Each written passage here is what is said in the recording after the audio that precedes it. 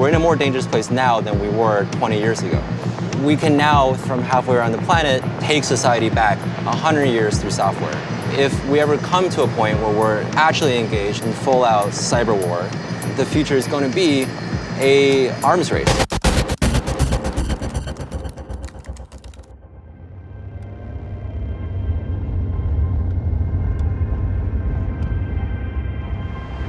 I'm in Manhattan to meet a team of white hat hackers who focus on embedded systems, the unseen components that control devices around us, from tiny gadgets to large-scale tech infrastructure. Red Balloon Security is headed up by Ong Sui. They recently developed an exploit which allows them to effectively bug embedded devices without physically touching them, exposing sensitive data and leaving them vulnerable to malicious actors. They've worked with everything from printers to monitors to drones, all kinds of machines that we rely on every day, and they're going to show us just how insecure they can be. Hello. Hi, how are you? Good, how are you doing? Come on in. Yeah, good, thank you. This is where we do all of our shenanigans. There's my desk. That's the data center. This is where we do all of our hardware takedowns. When we look at a new physical device, it's very important for us to understand how that machine is made, what's really inside, what the software is, what the hardware is. And a lot of times, we just take it apart. We take apart dozens of these things. There is a big old bin of phones that didn't make it. These are all ones that you've teared down to try stuff out on them. Yeah, poor little fillers. It's like a phone graveyard. Ong wanted to show us some hacks they'd done using a piece of malware he affectionately calls Funtenna, which exploits radio frequencies, RF signals, to turn office equipment into bugging devices. So Funtenna is basically using software and all of the common pieces of hardware that you find in basically every embedded device to force that hardware to transmit an RF signal to exfiltrate data. Right? So that's a radio frequency?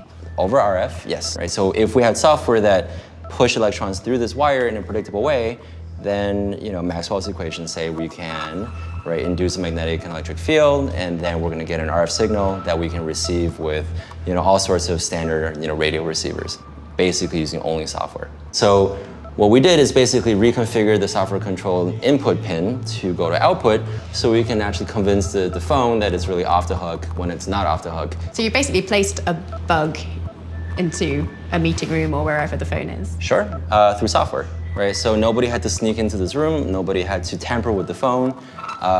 It was all just software through the network. And in this case, it was software delivered to this phone through a printer. And we get the exploit to the printer through a resume. So we send you a resume.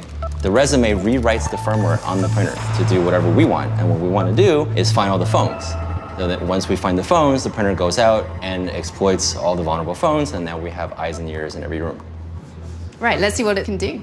Okay, so, well, it's been doing it all this time, right? So we're gonna look over there, right? Our entire conversation was, exfiltrated to my laptop, and I guess I can turn the volume on and we can hear what it sounds like.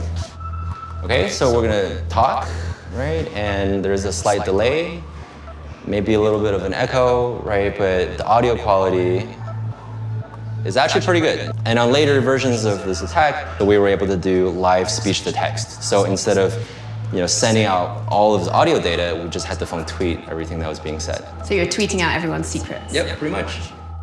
Ong then showed us how the Funtenna software could make a printer spill secrets by leaking information through RF signals.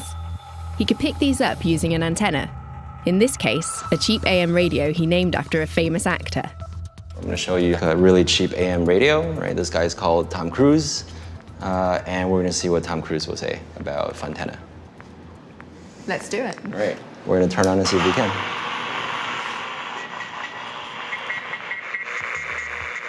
The exploit caused the printer's components to vibrate and transmit the data as if it was Morse code.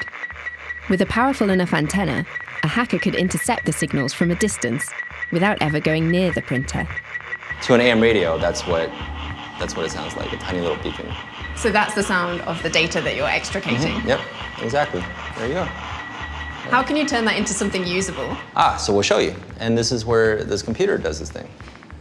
So what you're looking at here is the RF version of Funtenna, right? We have the software-defined radio, we have the antenna, we have the printer transmitting over here, right? And what's going on is the antenna is piping into this tiny little box, which is being processed on the laptop, and you're seeing the same beep, beep, beep, beep, beep you're hearing on the AM radio. And what our software is doing is basically taking these tiny little dots, right, turning it into binary, and then decoding it over here. So the sky above the port was the color of television. So it's the first sentence of Neuromancer. yes, the first sentence of Neuromancer. Right? So basically we can send out whatever data we want from pretty much all sorts of embedded devices that you have all over the place. And ta-da! So say someone was printing off some like sensitive documents.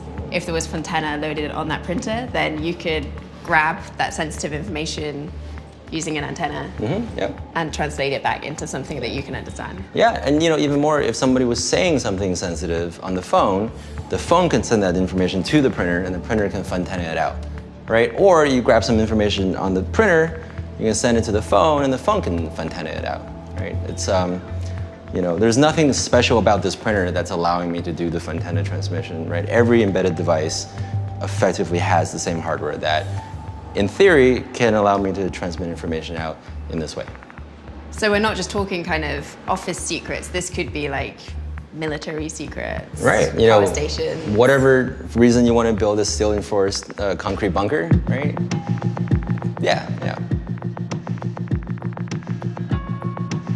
Ang's Fontana hack is clearly pretty advanced. And what makes it particularly impressive is how it can transmit data using radio frequencies. This means it could send stolen information through walls without a hacker ever having to enter the building. It's quite scary to think about all the systems that could fall into the wrong hands. You think about securing your laptop, your phone. You don't necessarily think about all the other devices that hackers could use to break into a network. So we're hearing the Fontana code. This obviously doesn't have a speaker, it doesn't have a microphone, right? We're making this acoustic emanation by effectively causing the passive components to vibrate and the solenoid to do whatever it's doing. Sounds like an old school arcade game. Yeah, kinda, right?